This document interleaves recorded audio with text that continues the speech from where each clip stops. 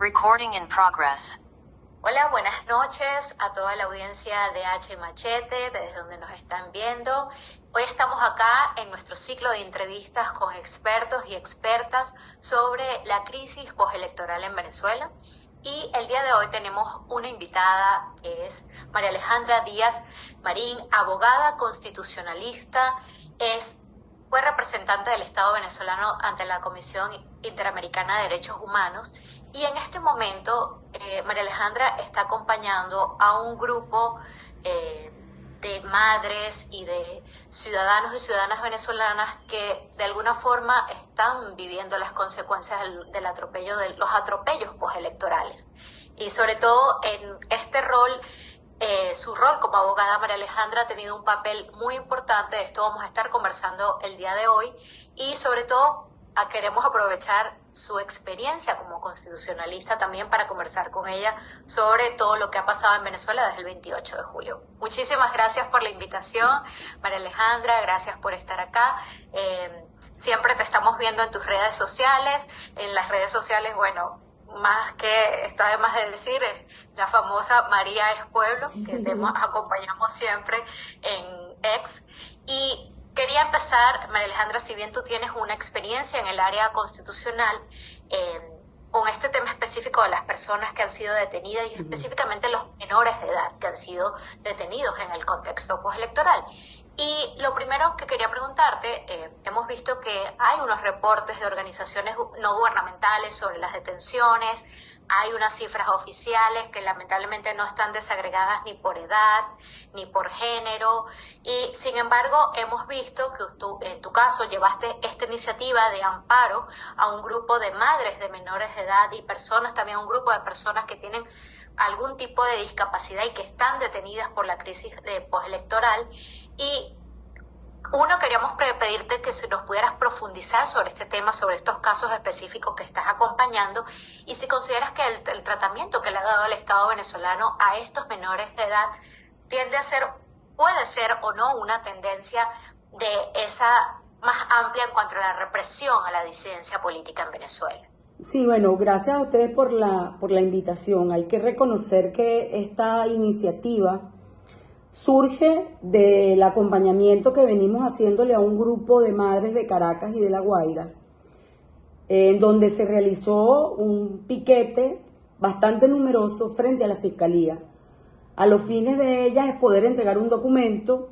Hay varias asociaciones que se reunieron ese día y a nosotros se nos ocurrió la idea, bueno, de hacer un amparo, sobre todo porque la figura del amparo en Venezuela, el habeas corpus, que es el caso cuando se cometen excesos o no se detiene a las personas según el debido proceso o se violan máximas constitucionales, principios y garantías que están establecidos en la Constitución, procede la liberación inmediata. Realmente pensando en eso, se le propone a un grupo de madres de La Guaira y de Caracas, que era lo que teníamos más cercano, que por qué no hacemos un amparo. Entonces, bueno, se nos ocurre, ahí hay mayores de edad, hay menores de edad.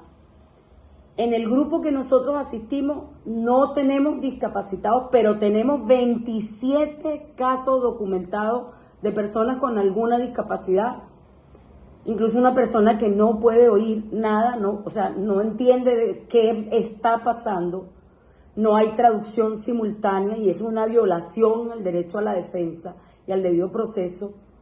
Las audiencias las están haciendo de manera telemática y de manera grupal y a todos les están estandarizando la tipificación del delito sin tomar en cuenta la conducta bajo la cual supuestamente cometieron ese delito. Entonces, bueno, hay una serie de casos allí. Hay que agradecerle al Frente Democrático Popular, al PPT-APR que nos acompañó y que viene acompañando a las madres y al Comité por la Liberación de los Presos por Protestar en Venezuela y de los presos políticos también. O sea, hay un sector de la sociedad que está preocupada por el tratamiento, pero en esta oportunidad ya no es la sistematización del comportamiento del Estado represivo contra determinados sectores, como por ejemplo sucedió con los trabajadores, con sindicatos. Eso viene sucediendo, hay más de 146 presos solamente por protestar en razón de los bajos sueldos y de la violación de las contrataciones colectivas. Ahora, esta fase es aún, digamos, más peligrosa porque se profundiza no solo la estigmatización, el propio presidente de la República los llamó terroristas. Los delitos que se le imputan son los delitos más graves que hay en el Código Penal y los que tienen mayor pena. Incitación al odio está entre 15 y 20 años. Terrorismo está hasta 30 años y equiparado a traición a la patria. Hay algunos de ellos que les endilgaron que son traidores a la patria. Entonces, claro, en esta nueva etapa es aún peor el tratamiento porque no distinguieron a menores de edad.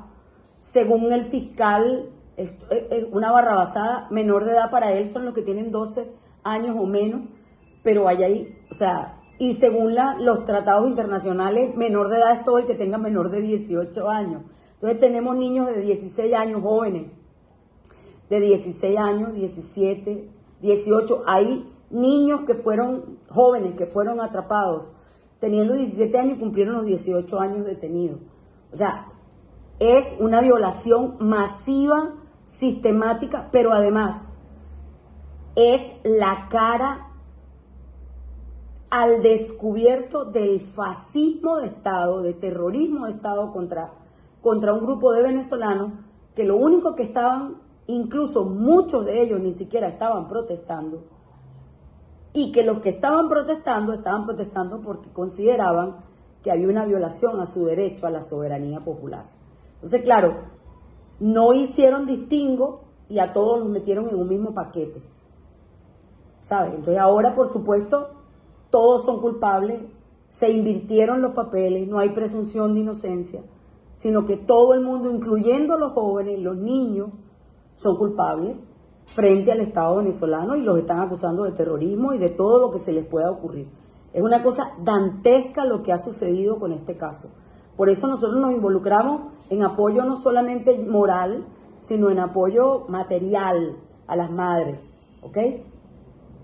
En eso andamos, ese ha sido nuestro trabajo hasta ahora. Bien, un par de cosas, ¿no? Un par de comentarios previos para contextualizar, porque evidentemente estamos nosotros muy en contexto de lo que está pasando, pero para quienes lo están viendo, estamos hablando, y si pues nos lo confirmas, de personas menores de edad que fueron detenidas en el contexto de las protestas que sucedieron a partir del día 28 de julio y de la presentación de estos resultados tan cuestionados que el CNE dio, ¿no?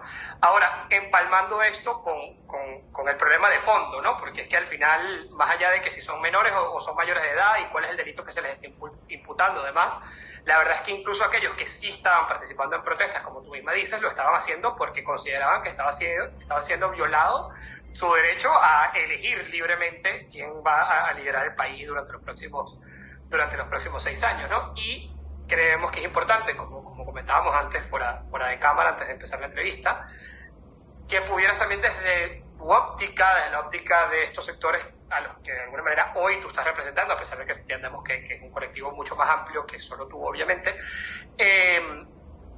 si pudiéramos recapitular un poco en tu experiencia de constitucionalista y como una persona conocedora profundamente de la institucionalidad del gobierno venezolano, incluso de muchos de los actores que están ocupando cargos de responsabilidad dentro del gobierno venezolano hoy en día, cuál ha sido todo este proceso de atropellos a la ley y de incumplimiento constitucional que ha sucedido a partir del día 28, ¿no? Hacer un pequeño resumen, mira, cuáles fueron desde el aspecto institucional, legal y constitucional, todos esos procesos que no fueron cumplidos y todos esos procesos que han sido saltados de manera directa en todo el contexto del resultado electoral, que nos ha llevado a esta situación que originó las protestas que trajeron estas detenciones y toda la represión que hemos visto en estas últimas semanas. Y bueno, creo que ustedes incluso han presentado un recurso en la propia sala constitucional de revisión de esta sentencia del TCJ, que pretendió dar por cerrado el tema de las elecciones, ¿no? Entonces, si pudieras comentarnos un poco a nosotros y a la audiencia.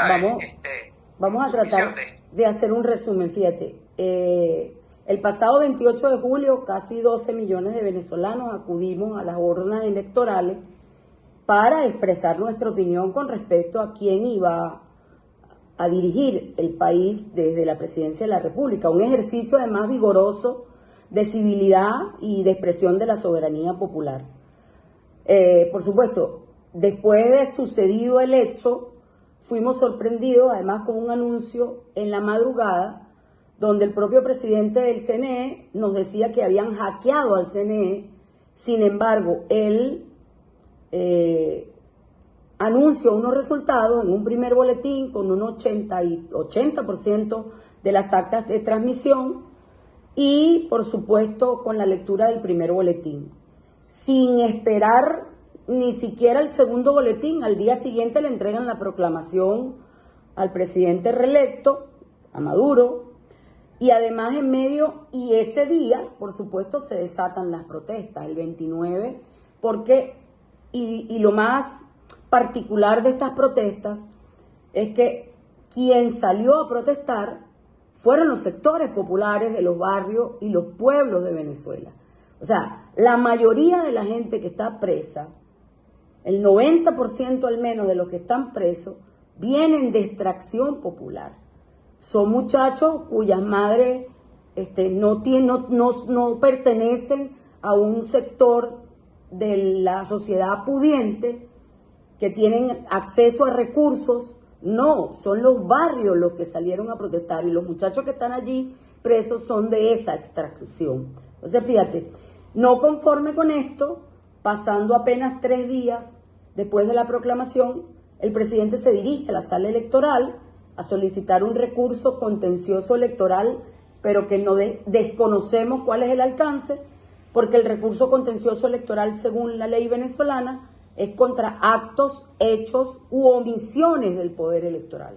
Entonces, no se entiende cómo él, que resultó ganador, iba a impugnar los resultados. Entonces, la sala electoral, violando la Constitución y la autonomía establecida para el poder electoral, es un poder.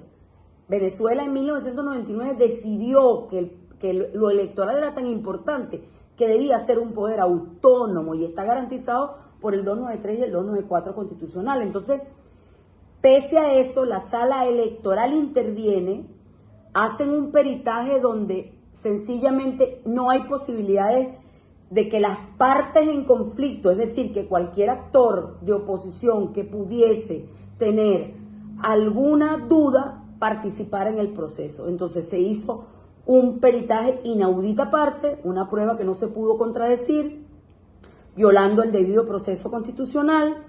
Se extralimitaron en la solicitud, nadie sabe qué pasó, no publicaron el cartel para que los terceros se pudieran incorporar. Te estoy hablando del proceso como tal. Y la sala electoral entonces dicta una sentencia en donde pretende sellar los resultados. Frente a eso, cuando el 29 ya a las 10 de la mañana había cacerolazo, entonces por supuesto 29, 30 y hasta el 31 hubo gente en la calle, hubo una manifestación, una parte de esa manifestación fue violenta, tumbaron estatuas, hay 2 personas del chavismo que fueron asediadas en su casa y fueron asesinadas, hay 24 personas muertas, hay una cantidad considerable de heridos, es decir, las protestas parecía que se iban a desbordar en la violencia. Y el Estado lo que hizo fue ejercer el poder de dominación y de uso de la violencia legítima, pero se extralimitaron. Y allí tenemos entonces a 2.300 venezolanos presos. Unos evidentemente cometieron delitos, como por ejemplo tumbar una estatua, pero no es lo mismo que te imputen daño al patrimonio público que te imputen terrorismo, ¿sabes? Porque además las penas son completamente distintas. Entonces, claro, ¿qué ha venido sucediendo? El CNE no publicó resultados, todavía casi 3 meses después no tenemos resultados desagregados, que es lo que obliga la ley, es lo que obliga la jurisprudencia de la sala electoral y la jurisprudencia de la sala constitucional, Nosotros hemos introducido un recurso de revisión y el otro lo introdujo otra persona de la plataforma unitaria, creo que Pérez Viva, me parece, y los dos recursos los declararon inadmisibles. Simple y llanamente, la Sala Constitucional renunció a su papel de guardián de la Constitución para sellar la elección a través de una sentencia. Entonces la situación, por supuesto, se agrava porque en lo institucional se van cerrando los caminos y se agrava además porque tienes a 2.300 personas presas y tienes a todo el mundo aterrorizado, que el que proteste se lo llevan preso, incluso el que no proteste también se lo llevan preso. Mira, por ejemplo, en Venezolana de Televisión nos acabamos de enterar.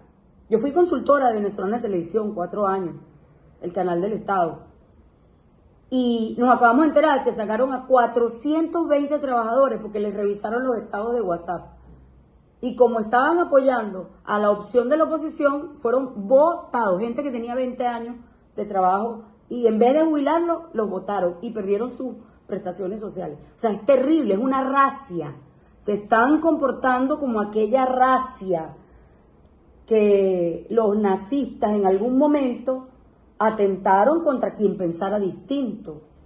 O sea, para ellos no hay Estado de Derecho, no hay presunción de inocencia y están utilizando el uso de la violencia legítima que les da el Estado, lo están utilizando en desmedro de las grandes mayorías, porque lo que sí quedó claro cuando hicimos las comparaciones de algunas actas es que las actas que, por ejemplo, me entregaron a mí algunos testigos del chavismo coinciden con las actas que están, por ejemplo, en la plataforma Macedonia. Coinciden, es el mismo hashtag. Entonces, es muy grave lo que está sucediendo porque hay una duda razonable sobre quién ganó las elecciones y simple y llanamente tú lo que haces es que no vas a publicar actas, ni vas a publicar centros de mesa desagregados, ni nada por el estilo. Es terrible, terrible lo que están haciendo. Y precisamente, María Alejandra, te estaba escuchando y hablabas de tu experiencia en BTV y cómo también, de alguna forma, tu experiencia cercana a este chavismo histórico. Y desde H Machete, una de las intenciones que hemos tenido es ser también una plataforma muy amplia, donde diversos actores de la sociedad venezolana tengan una voz.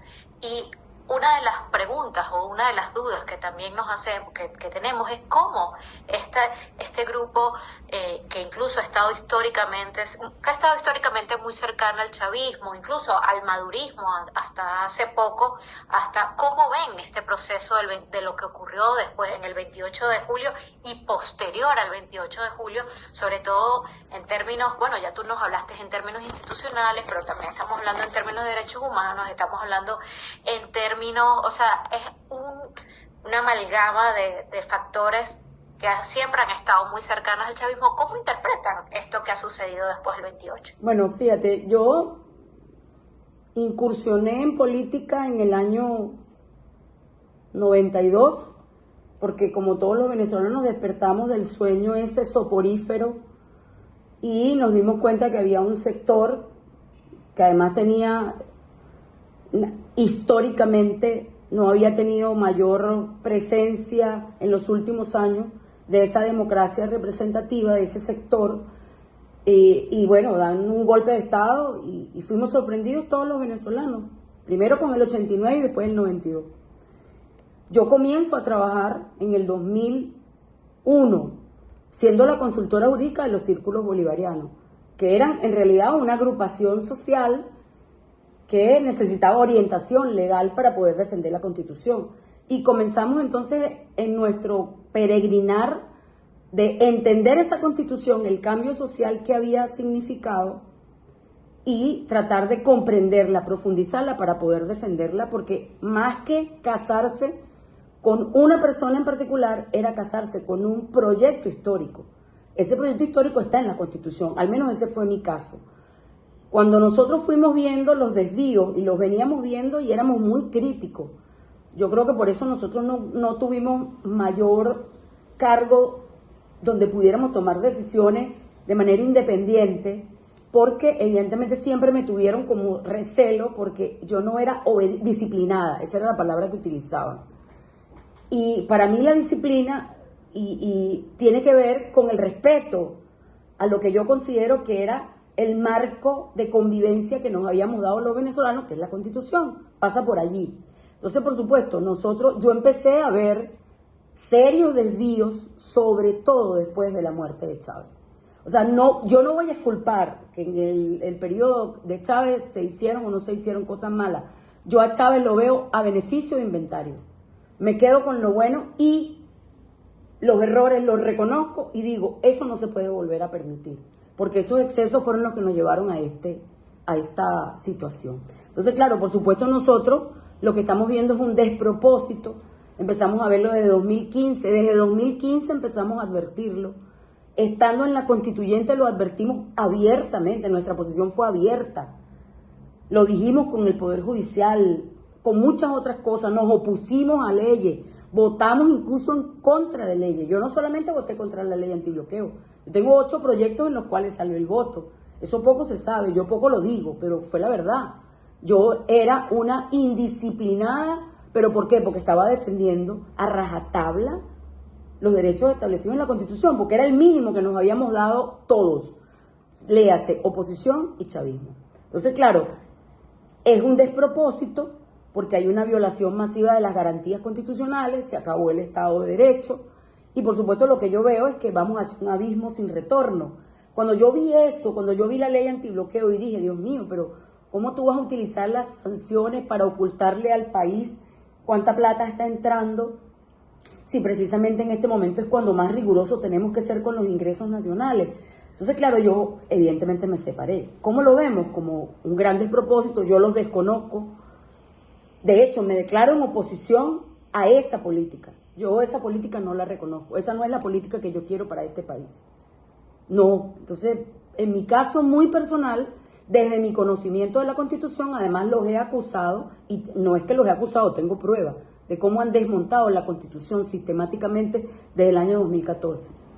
Entonces, para nosotros es una posición muy difícil porque desde el otro lado de la oposición extrema, entonces se nos ve, bueno, esa es una chavista ahí que ahora que se arrepintió. Entonces, no hay espacio, o por lo menos eso han intentado, de meternos en un sándwich y a estos sectores que estamos buscando es la unificación, aún pensando diferente, fíjate lo que te digo, buscar la unión para trascender a un objetivo mayor, que es el bien del país, ¿vale? Es salvar la patria, es salvar la república, por más retórico que resulte el tema de la patria, eso es lo que nos une, porque eso tiene que ver con los apegos, con la gastronomía, con la familia, con las raíces. Entonces, eso para los dos extremos no tiene cabida. Entonces, nosotros nos separamos de los dos extremos, de la oposición recalcitrante que pretende imponer a sangre y fuego, que además pidió sanciones para todo un pueblo y pidió invasión a su propio país. Yo no estoy de acuerdo con eso. Pero tampoco puedo estar de acuerdo con un sector que dice, bueno, nosotros vamos a quedarnos por las buenas o por las malas. Y se van a quedar por las malas, parece ser. Violando la voluntad popular, yo no puedo estar de acuerdo con eso. Ninguno de nosotros que nos hemos reunido en este espacio podemos estar de acuerdo con la violación masiva de la Constitución, ni tampoco la violación masiva de las instituciones, de las personas. No, nosotros no creemos en eso. No.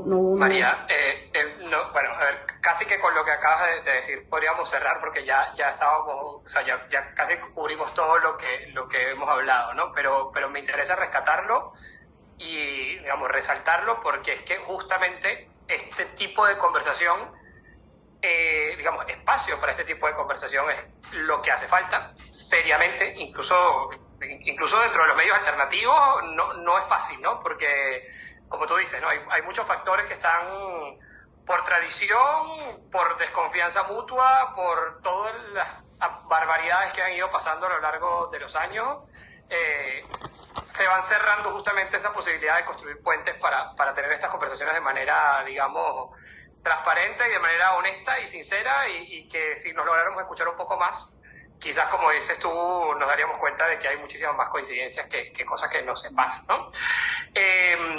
Yo diría que para cerrar sería interesante comentar cómo ven ustedes o a través de qué iniciativas ven posible justamente de vencer esas desconfianzas históricas que existen y bueno, cómo caminar juntos en ese sentido, entendiendo que caminar juntos en esta coyuntura no implica que no sigan existiendo diferencias, pero diferencias que evidentemente se tienen que resolver por unas vías muchísimo más serias, muchísimo más civilizadas, institucionales y dentro justamente de la Constitución, como tú comentas, ¿no? Bueno, fíjate, yo creo que lo fundamental, y yo abrigo la esperanza de que sea así, de que nos encontremos de vuelta en la Constitución, porque la Constitución es un proyecto histórico que nos incluye a todos y que nos garantiza a todos los derechos que además históricamente no eran derechos que estaban constitucionalizados y que en este momento son de ejecución directa e inmediata. No hace falta una ley, no hace falta que lo apruebe un Congreso para yo ejercer mi derecho. Entonces, yo abrigo la esperanza cierta de que nuestro derecho democrático pueda seguirse ejerciendo por el bien del país y de la propia democracia. Pero además hay un elemento que yo quiero llamar a la reflexión a todos, que es el tema de la tolerancia con el otro. Hay que deslastrarnos de la intolerancia que nos ha caracterizado durante los últimos años y empezar a escuchar al otro, pero pensando en qué me tiene que decir él que yo misma no me veo. Entonces creo que tiene que pasar también por una profunda reflexión humana de que no tenemos la verdad absoluta, ninguno de nosotros, de que es necesario para construir una sociedad donde podamos vivir la tolerancia, la comprensión y poner por encima de todo el interés del país por delante, antes que las miserias humanas que nos han separado. Creo que llegó el momento de dejar a un lado los miedos y los temores que podamos tener entre nosotros y empezar a encontrarnos en torno a metas comunes. Fácil. Paz, prosperidad, ¿sabes?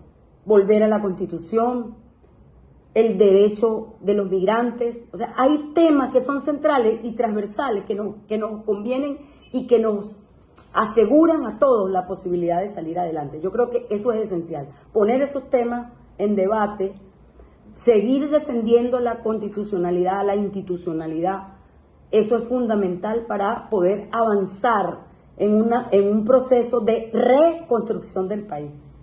Porque yo creo que hoy el país está destruido. Nosotros queremos reconstruir el país. Y para eso nos necesitamos a todos. O es entre todos o no podrá ser posible. Eso, nosotros creemos firmemente en eso. Bueno, de verdad que estamos muy complacidos con esta conversación porque primero hemos seguido mucho tu trabajo tanto en redes sociales como este acompañamiento que has hecho en los últimos meses, pero también antes del 28 de julio, María, y efectivamente desde H Machete esa es una de las intenciones que tenemos, es generar puentes entre estos sectores que creen en la reconstrucción del país, que creen en la vuelta a la vía democrática, a la vía constitucional, a la vía del derecho, y que hoy, bueno, nos has expuesto de una forma tan clara y tan precisa cómo podemos reencauzarnos en eso, porque pareciera que en este momento el país precisamente está en manos de un secuestro, ¿no? Diríamos, de un grupo que no quiere reconocer la vía democrática como la vía de resolución de los conflictos, ¿no? Y bueno, no me queda otra cosa que agradecerte y también a mi compañero Lucan que está acá y bueno, a toda la audiencia de H Machete. Nos vamos a seguir viendo y estoy segura que esta va a ser la primera de muchas conversaciones que vamos a tener contigo. Bueno, muchas gracias por la invitación y a la orden siempre. Muchas gracias, muchas gracias. Igual, Lucan. Si quieres para